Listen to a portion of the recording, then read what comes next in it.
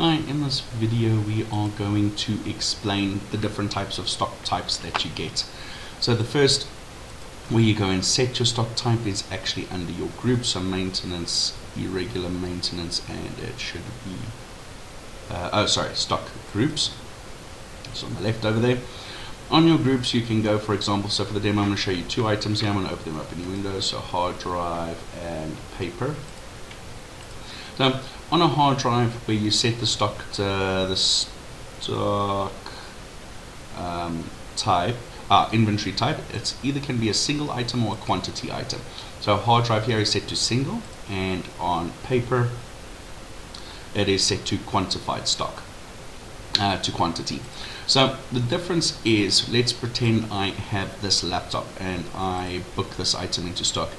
This item is very important. I need to know what date I bought it, what was the serial number of this particular item, from which supplier I bought it, for warranty purposes, what was the cost item of this laptop, because another laptop that comes in, even if it's the same model, might have a different hard drive in it, a different amount of RAM in it. In the jewelry industry, a diamond ring, even though you try and make the same one, the diamonds clarities and the diamond sizes might differ slightly, which does differ the cost. So you do need to know a lot about the individual item, not just that I have a laptop in stock, it requires more detail. So that is your individual stock as a sample. So to see that, so when I go and go and look at a particular item that I have booked in, it'll tell me the group it's in, the stock code, the serial number of this particular item. Okay, that's for sales. The price of it's the sold item attributes. This is a very old item, so this will be explained in another video over here. And then supplier info, when I bought it, when it was dated, it's 2077 days old.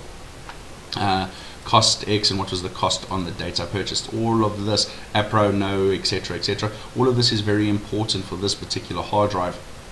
Even though you can buy multiple of these, if I buy this two months later, it could be a different price and might be a different supplier. So if it came back, I need to know which supplier to send it back to. So it's quite important with that. The next option we can get is your paper. So let's say now, example, I stock paper over here. I don't need to know that I bought this paper from CNA and another bit of paper from Lutz and another ream of paper from Takealot. I just want to know how many reams of paper I have in stock. So this is your quantity stock, as I showed you over here, where you go and set it, you set it to quantity.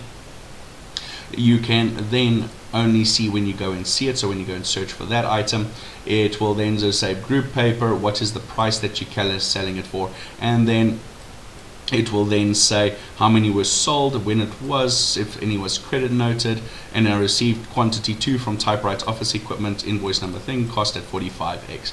So it gives me far more vague information. If I was a retail shop, cafe, a tin of Coke, I just need to know how many tins of Coke. I don't care where I bought them from. So in the jewelry industry, this would be, for example, like your nominations, etc. You do not need to know exactly which bead you bought on what day. You just need to know of this, not bead, link type, or etc. Pandora would be beads. So you need to know you have this many of this bead or chain type bought, and that is your total quantity. So we keep history of everything that was purchased, but it is nowhere near in the level of the individual items, where you know exactly which item is which, and it gets its individual stock codes. That explains the difference between our two different types of quantity and in a single type stock. Thank you.